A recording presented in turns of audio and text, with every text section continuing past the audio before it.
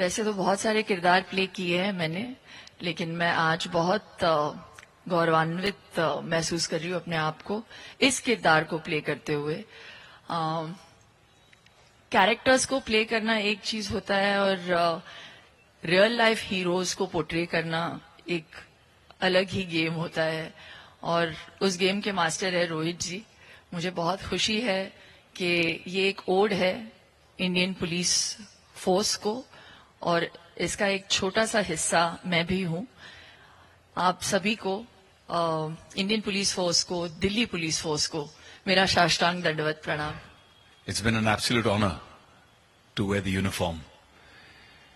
Indian police service, सबसे important शब्द इसमें है सर्विस।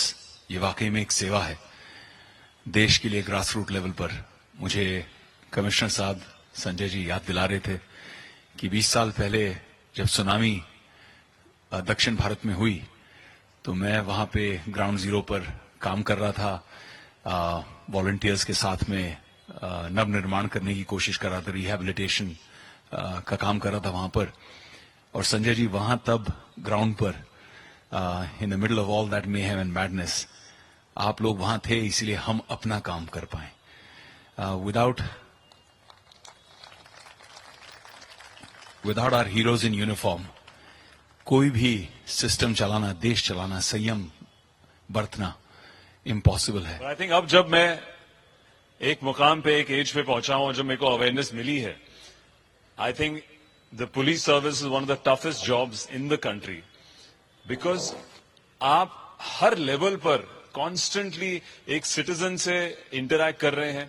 उसी सोसाइटी में आपको उनका ध्यान भी रखना है, उनसे बातचीत करना, हर कॉलोनी, हर एरिया, हर एज ग्रुप से अलग तरीके से बात करना।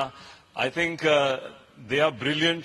I think they are also brilliant at people dealing. लोग समझते हैं कि हमारा काम मुश्किल है यहाँ पे सबको एड्रेस करना। आई थिंक जो हमारे सारे पुलिस ऑफिसर्स यहाँ पे हैं वो कितनी तहजीब से, इतने अपने पेशेंस से, अपने इमोशंस को कंट्रोल करते हुए लोगों से डील करते हैं, हमेशा काम करते हैं, हमें प्रोटेक्ट करते हैं।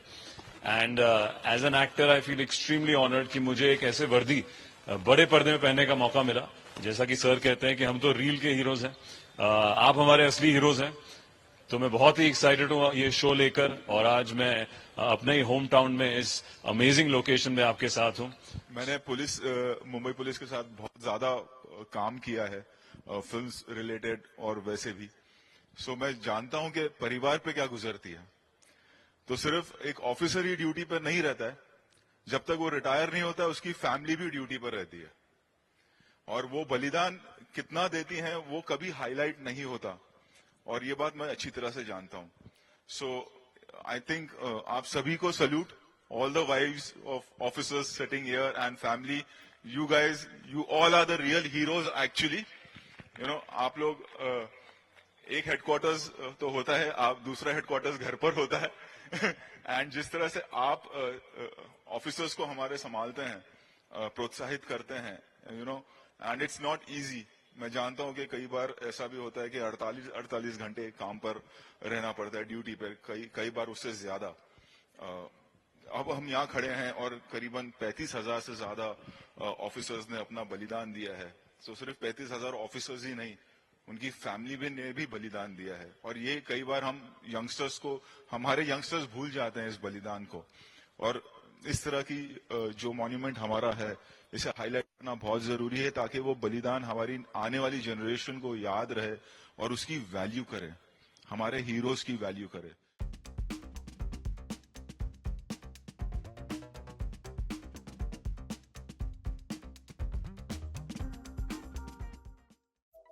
Subscribe to Midday India. Get direct notifications on all our videos by clicking on the bell icon.